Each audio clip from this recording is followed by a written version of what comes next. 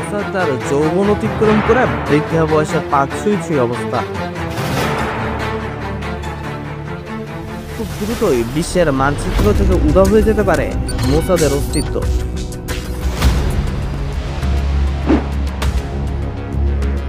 এটা হওয়া উচিত এমনটা নয়, বরং এটা হওয়া একান্ত আবশ্যক।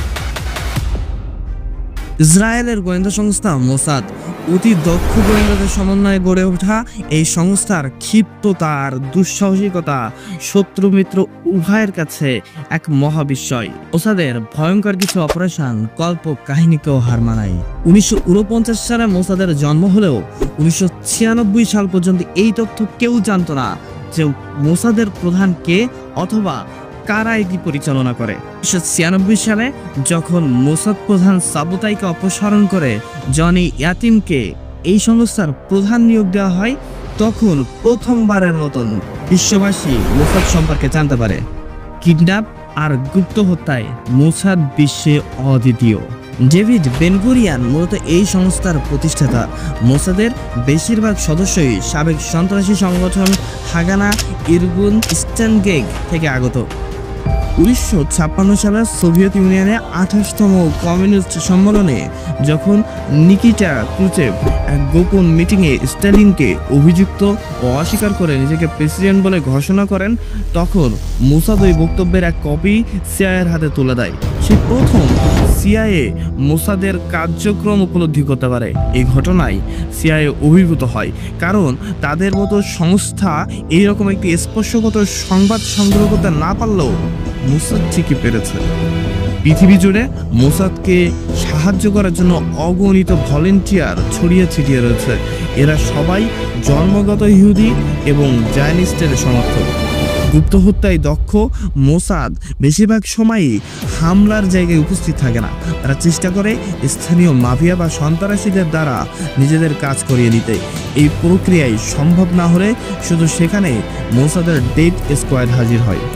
বিভিন্ন তথ্য ও ফাঁস হওয়া বিভিন্ন নথি অনুসন্ধান করে আমরা দেখতে পেয়েছি মোট 8টি ডিপার্টমেন্টের ওপর মোসাদ কাজ করে, যার মধ্যে আমাদের বিশ্লেষণের 6টি ডিপার্টমেন্টের কথা উঠে আসলেও বাকি 2টি ডিপার্টমেন্ট এখনও অজানা রয়ে গেছে। যে 6টি ডিপার্টমেন্টের কথা আমরা জানতে পেরেছি সেগুলো হচ্ছে collection department, political action department, লিয়াজু department, special operation department, lab department এবং রিসার্চ ডিপার্টমেন্ট। কালেকশন ডিপার্টমেন্ট এইটা সবচেয়ে বড় ডিপার্টমেন্ট, যারা বহির্বিশ্বে কূটনৈতিক, ব্যবসায়ী, সাংবাদিক সহ অন্যান্য ছদ্মবেশে কাজ করে। পলিটিক্যাল অ্যাকশন অ্যান্ড লিয়াজু ডিপার্টমেন্ট এই গ্রুপটা বন্ধুত্বপূর্ণ দেশের গোয়েন্দা সংস্থার সাথে সমন্বয় করে। স্পেশাল অপারেশন ডিপার্টমেন্ট এই গ্রুপ স্পর্শকাতর গুপ্ত হত্যায় জড়িত।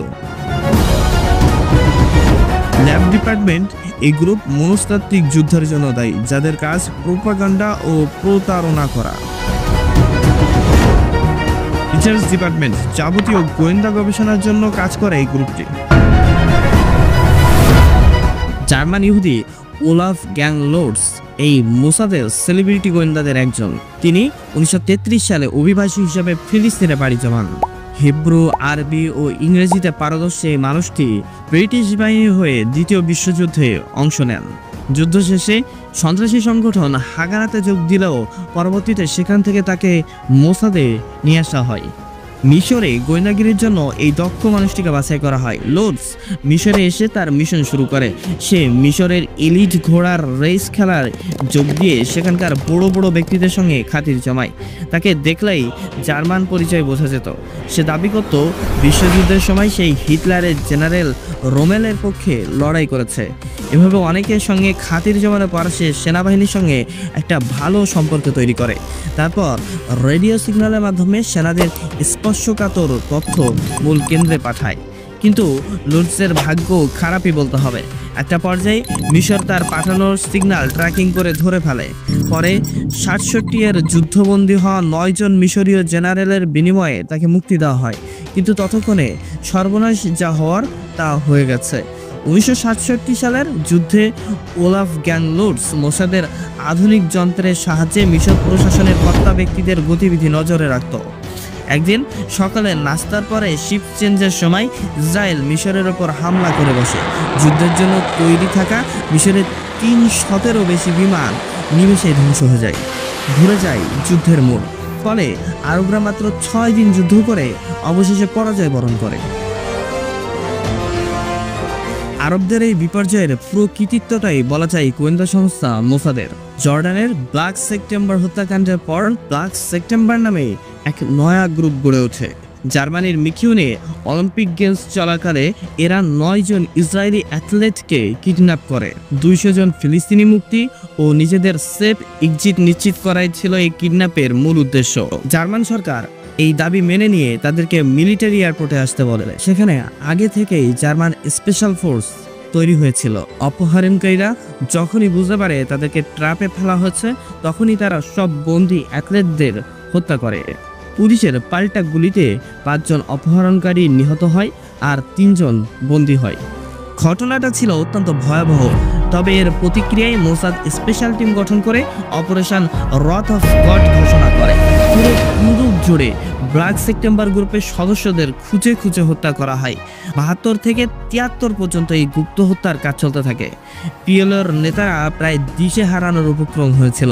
ইউরোপ জুড়ে এই হান্টিং জাউনে মোসাদ ভুলক্রমে নরওয়েতে এক নিরীহ মরক্কান ওয়েটারকে হত্যা করে। ফলে নরওয়ে পুলিশ ৬ জন মোসাদ এজেন্টকে গ্রেপ্তার করে।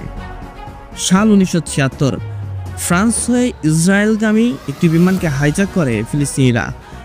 হাইজ্যাক করা বিমানকে নিয়ে যায় উগান্ডায় এবং সেখান থেকে বিভিন্ন দাবি দাওয়া পেশ করতে থাকে। ইসরায়েলের নাগরিক ও হোস্টেসদের উদ্ধার করতে মোসাদ তৎক্ষণাৎ ইসরায়েলি কমান্ডারদের নিয়ে অপারেশন থান্ডারবোল্ট পরিচালনা করে। ওই অভিযানে ক্ষিপ্রতা এত বেশি ছিল যে মাত্র ৯০ মিনিটে প্রায় সব বন্দীদের উদ্ধার করে মোসাদ। মোসাদ তার ঘনিষ্ঠ মিত্র আমেরিকাকেও ছেড়ে কথা বলেনি। একটা উদাহরণ দেই, জেনেথন পোলার্ড আমেরিকান নৌবাহিনীতে চাকরি করত। মূলত সে ছিল মোসাদের এজেন্ট। সে আমেরিকার মিলিটারি অনেক গোপন দলিলপত্র চুরি করে ইসরায়েলে পাচার করত। ইসরায়েল ওইসব দলিল সোভিয়েত ইউনিয়নকে দিয়ে সামরিক সরঞ্জাম হাসিল করে নিত। একদিন পোলার্ড ধরা পড়ে এবং আদালতের মাধ্যমে তাকে যাবজ্জীবন কারাদণ্ড দেওয়া হয়। শুধু পোলার্ড নয়, অনেক আমেরিকানই ইসরায়েলের হয়ে গুপ্তচর বৃত্তি করে। বলা হয় মনিকা লিওনেস্কি ও ক্লিন্টনের ফোনে আড়ি পাতার কাজ ওরাই করেছিল। ৮০ দশকে অনেক ইরাকি সায়েন্টিস্টকে মোসাদি হত্যা করেছিল। ইসরায়েলের সাবেক পররাষ্ট্রমন্ত্রী জিপি লিবনি ছিল ওই সময়কার লেডি স্পাই ফর মোসাদ। ২০০৩-এর ইরাক যুদ্ধের পর মোসাদ ইরাকের অনেক বড় বড় সায়েন্টিস্ট ও একাডেমিয়ানকে হত্যা করেছে। ২০০৩ সালের পর থেকে মোসাদ পুরো ইরাক জুড়ে জাল বিছিয়ে রেখেছে। আবু গারিব কারাগারের ইনচার্জ বিবিসির এক সাক্ষাৎকারে বলেছেন, আবু গারিব কারাগারের বন্দীদের জিজ্ঞাসাবাদের কাজটি ইসরায়েলি গোয়েন্দা সংস্থা করত। কানাডার গেরাল ভিনসেন্ট পুল নতুন এক ধরনের আগ্নেয়াস্ত্র তৈরি করেছিল, যার নাম দেন সুপারগান। তার এই অস্ত্রের ব্যাপারে প্রথম দিকে কেউই সাড়া দেয়নি। পরে ইরাকের সাবেক প্রেসিডেন্ট সাদ্দাম হোসেন এই প্রজেক্টের দিকে নজর দেন, যা ছিল প্রজেক্ট ব্যাবিলন নামে পরিচিত। ওই সুপারগান দিয়ে ইসরায়েলে হামলা করা যাবে সাদ্দাম হোসেন এমনই মনে করত। তবে খবর জানা যায় ইসরায়েল তারা এই অস্ত্র এবং ভিনসেন্ট বুলের ব্যাপারে পর্যালোচনা করে। তারা কানাডার এই বিজ্ঞানীকে তাদের জন্য হুমকি হিসেবে নেয়। কাজ শুরু করে মোসাদের ডেথ স্কোয়াড। তারা ভিনসেন্ট বুলকে হত্যা করতে কয়েকটা বুলেট খরচ করে। ২০১০ সালের জানুয়ারিতে মোসাদ হামাস লিডার মাহমুদ আল মাবহুকে দুবাইয়ের রেটানা হোটেলে হত্যা করে। এই মিশন সফল করতে বিভিন্ন দেশ থেকে মোসাদের এজেন্টরা দুবাইতে আসে। দুবাইয়ের পুলিশ জানায় এই হত্যায় ২৭ জন মোসাদ এজেন্ট অংশগ্রহণ করে।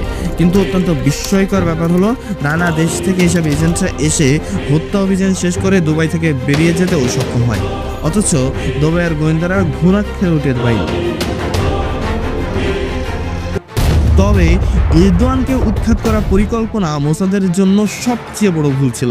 এরদোয়ান ক্ষমতায় বহাল হলেন, তুরস্কের গোয়েন্দা সংস্থা MI-টিকে শক্তিশালী করলেন, তুরস্ক জুড়ে অভিযান পরিচালনা করে বেছে বেছে মোসাদের সদস্যদের আটক করা হয়েছে। এছাড়া সিরিয়া ও ইরাকে মোসাদের কার্যক্রমকে সীমিত করে এনেছে তুরস্ক। এমনকি ফিলিস্তিনের প্রতিরোধ যোদ্ধা হামাসকেও গোয়েন্দা তথ্যের মাধ্যমে এতদিন পর্যন্ত টিকিয়ে রেখেছে তুরস্ক। সম্প্রতি তুরস্কের গোয়েন্দা সংস্থা এমআইটি তুরস্ক থেকে 34 জন মোসাদ সদস্যকে আটক করেছে।